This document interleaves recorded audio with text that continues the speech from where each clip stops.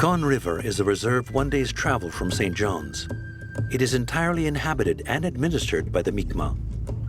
On this territory, everyone shares the same history, a history which unites them today.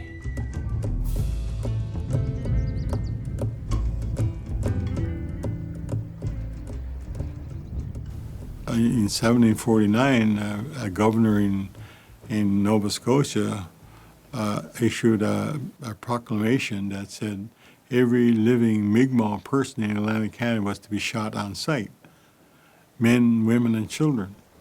And for the first year that happened, it was 10 pounds sterling. I don't know how much money that is, but I would imagine in the 1700s it was a lot of money. The second year was 15 pounds sterling, and the third year was 20 pounds sterling for every scalp brought back of a Mi'kmaq person.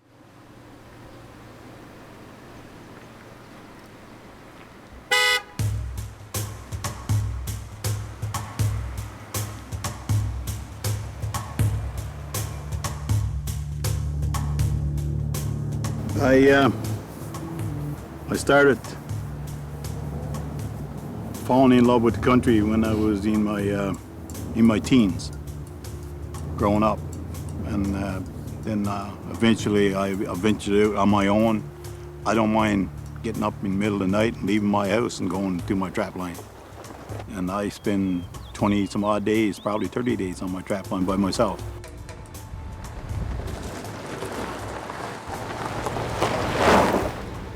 You know, it means that I guess I'm at home. When I go in on the country, I'm at home.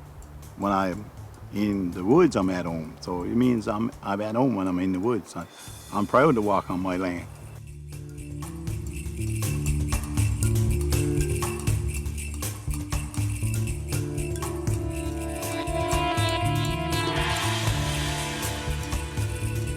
Well, like I said, we're keepers of the land. So we'll go in and we'll keep track of the caribou. We count them. We'll see people doing things that they're not supposed to be doing to the animals. We'll go and tell them, you know, you're not, stop them. We report them. We haven't got the law to arrest them, but we should, but we don't. And so we're just the keepers of the land. That's all we are. And we'll make sure that, you know, it's kept clean, the garbage is picked up, and the animals are safe. And this we could do to our ability. We just do it.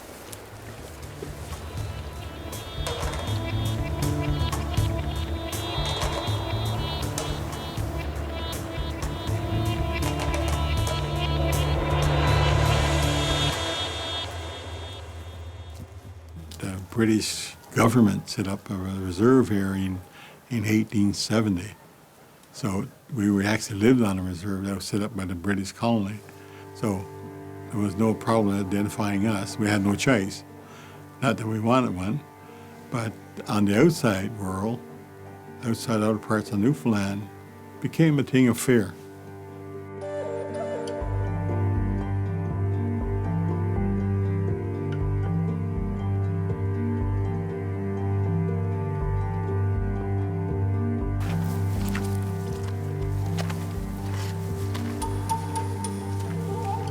You know, I'm proud to call my land, but, you know, I got to ask the province, so could I go out and get a moose for myself? But my grandfathers and my ancestors didn't have to do that.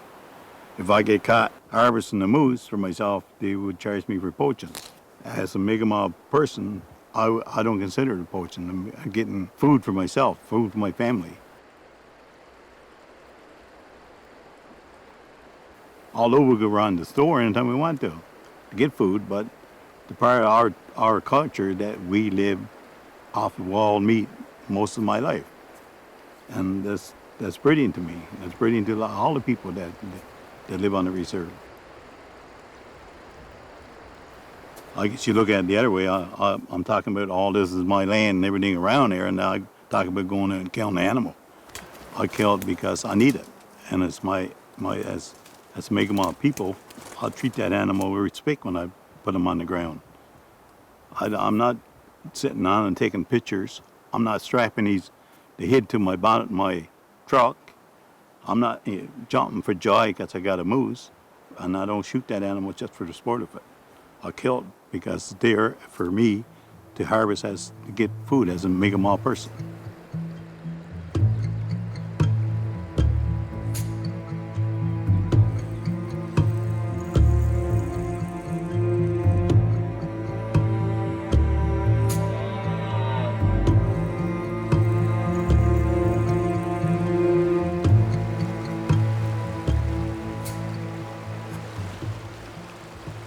When you look at the incredible place that we live, it's, you go back 200 years, this place would have been like a grocery store.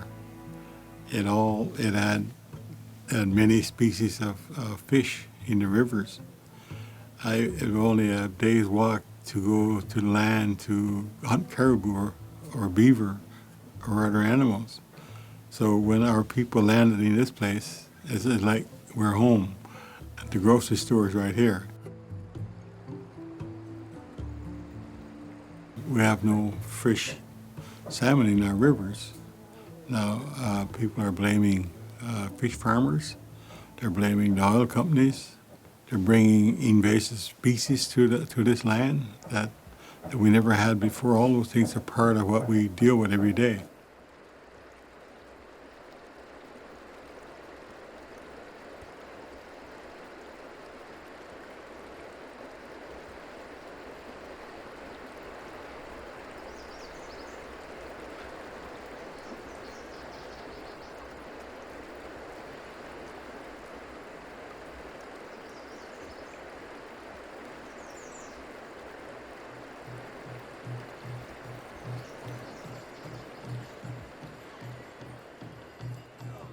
Soldier boy, soldier boy, oh, hey, oh, yeah, but there's not no one. Soldier boy, hey, oh. Soldier boy. Pick up your flags down at the Power Committee booth. If you haven't registered, please do so. The Migma are particularly suspicious of strangers. They will only engage with you after being assured that you are well-meaning in regard to their culture. After which the doors open slightly, giving access to the rites and the customary practices reserved for the community, during which all cameras are generally prohibited. I consider myself lucky in being able to record these moments.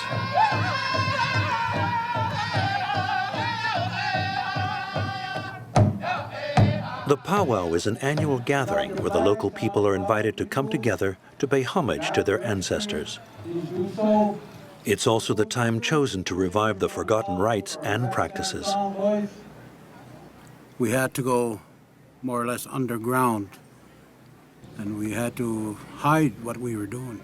That's why it wasn't so visible for a long time. There were laws made preventing us from practicing our ceremonies. There were laws imposed upon us that denied our language, denied our culture, denied the ceremony. And if we did ceremony, we were in jail, put in jail or prisoned or severely reprimanded in some way. They would punish our people for doing. Behind our staff carriers, we have our flag carriers. Dean Sturgeon from New Brunswick. We have Gary Jones. Every person that's in this community is my family. And I often say to people outside that maybe don't understand, I've got 800 children that I look after, or 1,000 children that I look after. We make our own world here in Miawpukek. This is our world, and we make this as traditional as we can. Male head dancers, seniors, and sex. Women, head dancers, the Sabrina Muse. Behind them, we have our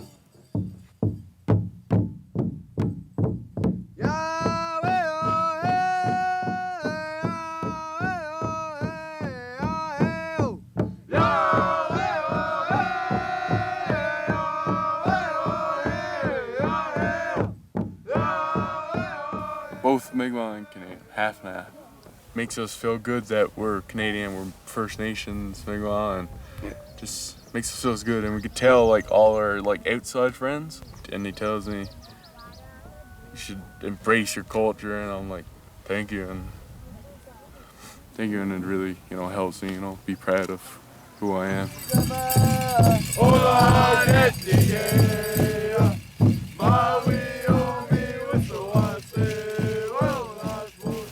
The POW is for people to gather, like I said, but it's to gather around and watch us do what we do, right? Maybe it looks like a show because people's looking at dancers, but really they're just there to learn and just learning how the people express their culture. I don't think it's a show at all. If it's a show, well, you should be selling tickets then. It's a show. I gotta learn that the drum is the heartbeat of Mother Earth in our Mi'kmaq culture, but when I hit the drum, I don't feel nothing special. I just does it because it's fun and it makes people smile.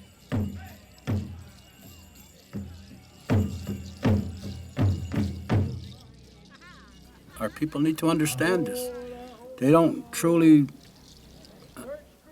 understand themselves if they can't understand this. What this is, and what it represents, and how far back it goes historically. This is something that all our people need to understand.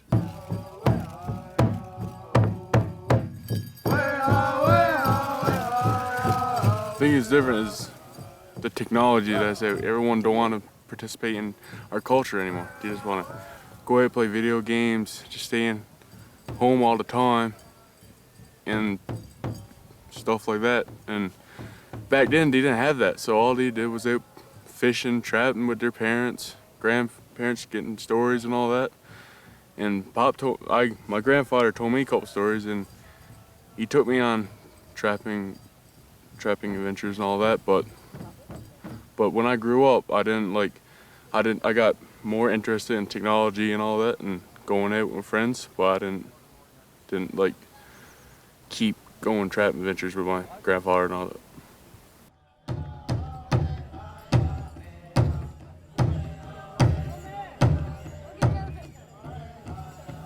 Back when I was growing up, we had no electricity, we had no television, we didn't even have a radio.